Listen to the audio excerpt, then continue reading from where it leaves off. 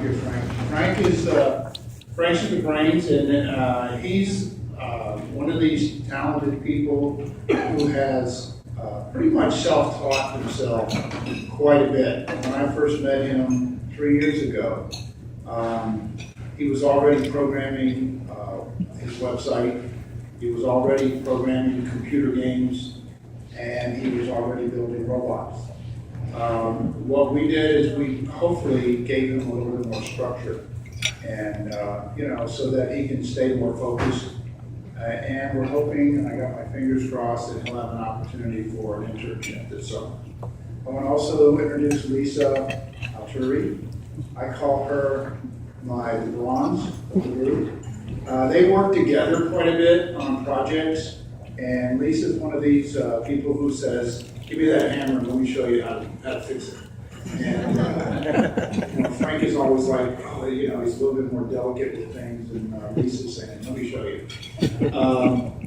So they're a great pair, both in the classroom. They're doing some good things. They're going to be seniors this year. And with that, I'm going to turn it over to Frank because he wants to show you his little robot here. Every day he would come home and say, "Well, I almost broke down the garage door again, but I think I know what to do next." And I'd say, "Well, great, just keep working at it, So we'll let Frank go ahead and take it from here, okay?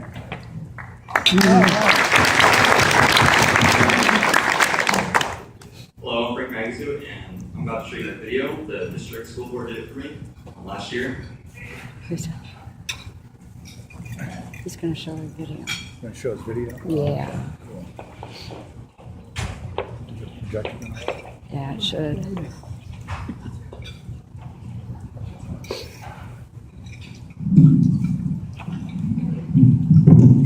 We don't have any speakers, so we have to use this.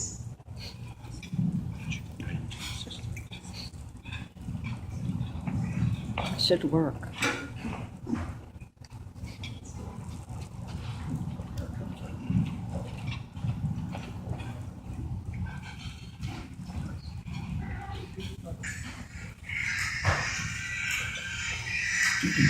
Parts and electronics and turn it into something that moves and operates and does things.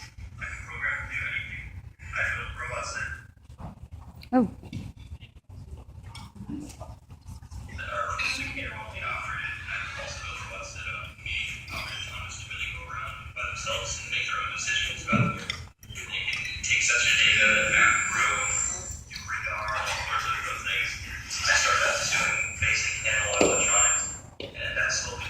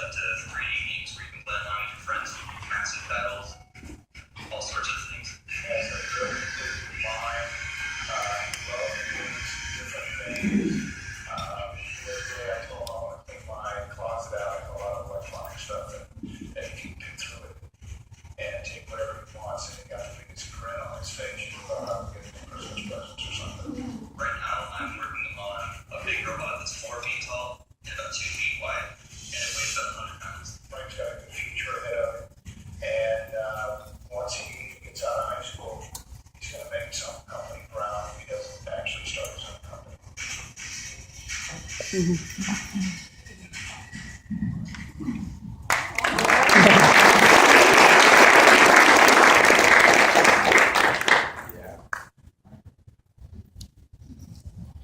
Paul. One of the things I wanted to mention was that we entered Frank into a contest with the New York Times, and he was a runner-up basically for what he does. So we got a little bit of notoriety on the New York Times.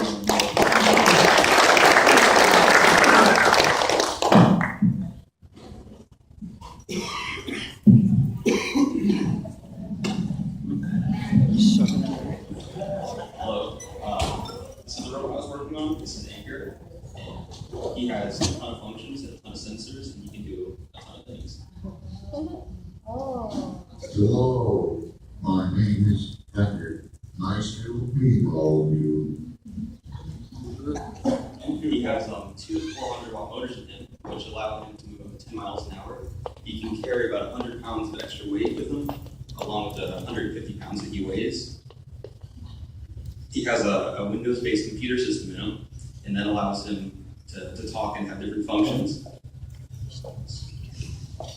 He also has one transmitter that allows him to be driven up to 1 mile away, so you can control him to my waist, the camera about half a mile away. He has a ton of sensors in him. Over here, he has a radaring system he can use. He has infrared temperature sensors, light sensors, camera, more infrared, ultrasonic, humidity sensors, GPS, everything you can imagine. Are you going to talk about the fact that he gives out iced tea? Yes, he also gives out iced tea.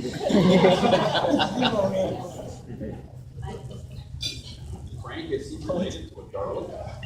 Oh. You're out.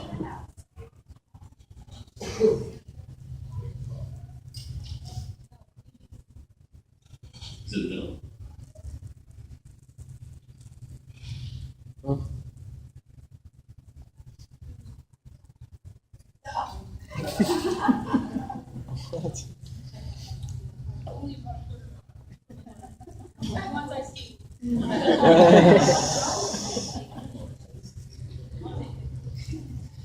Over here, he has an entire computer interface set programmed, and you can see all the sensors from it. You can body see how much electricity it's using. You can see 75 degrees. He has a GPS that shows exactly where he is. He has a light sensor. It shows how high the ceilings are. He has a whole interface connected there, so his whole network is over here. He has a 10-watt LED.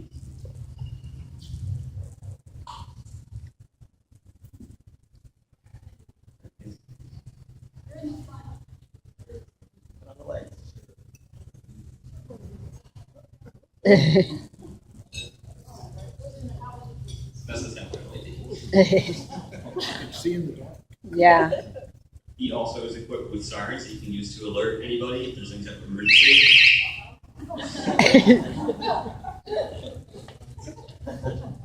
On the back of him, he has a computer monitor, which he can use to show the inside computer. He also has a power supply, which he can use to be powered off the wall. He has a huge battery he can power it for a few days if he's on low power mode. Yeah. He has a front camera too, which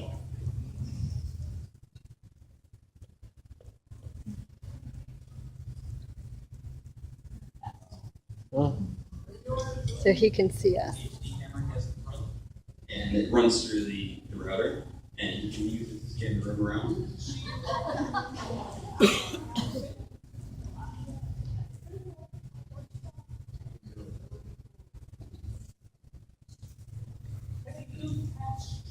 Yes. I programmed to do that, it wouldn't be too hard. Dispensing iced tea. So he, a lot of times he'll talk to with it, and whenever he needs something to be done, he'll describe it being done. Just like with the Activating headlights.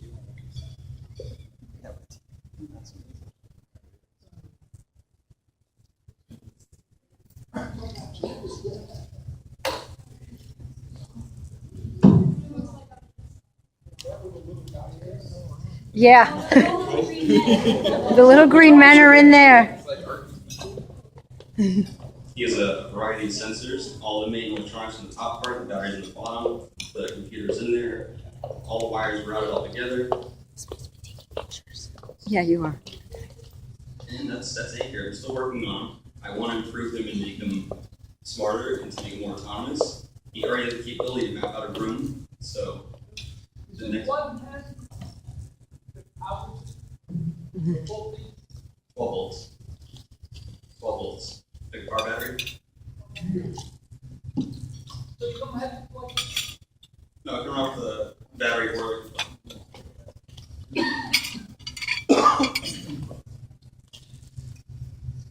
in the future, I'm also looking to work on different kinds of robots with different kind of motors and stuff, like maybe a hexapod robot or even a quadcopter. So those are my future plans for it. But so far, I'm just going to work on them, make them smarter, and make them better, and hopefully more autonomous than he already is. It's been a pleasure being here with all of you today. Good night.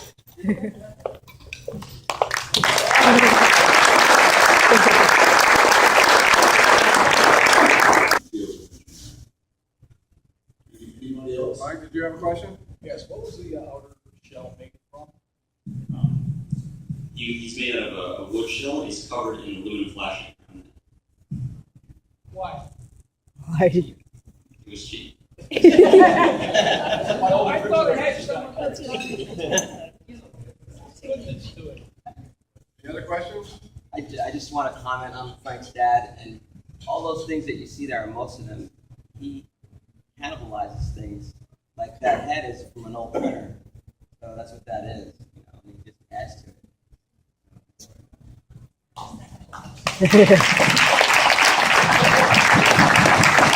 Yeah, one of the things I want to stress again is, again, I'd like to take credit for everything Frank's done, but he's pretty much a self-starter. He has trained himself in Adreno, which is a programming language used by the Defense Department and other businesses. He's actually taught himself electronics, taught himself pretty much robotics. All we've done is basically help round it out. But he's pretty much a self-taught young man, and he's very talented. And like I said, I think he's going to go pretty far. And once the company realizes what he does, they're going to have a gem on their hands. Yes. He's still a senior. He's a junior right now, so he'll be picking his college next year. There's a lot of opportunities out there for him, depending on whether or not he gets. We're trying to get him hooked in with a company right now that does a lot of work with Kettering out of Chicago, which is one of the largest engineering companies. They have a unique program where kids go to school for 6 months, and then they actually go to work for 6 months. So they're actually getting on-the-job training at the same time. And it's a really good program because when somebody graduates from that school, they are a full functioning engineer. Whereas a lot of schools, it's just a lot of classroom work. So, anybody else? Oh, no. I want to say this was extremely impressive. One of the best programs we've had a long time. As far as that. What we do as a club is, for all of our speakers, we donate a book to Boys and Girls Club.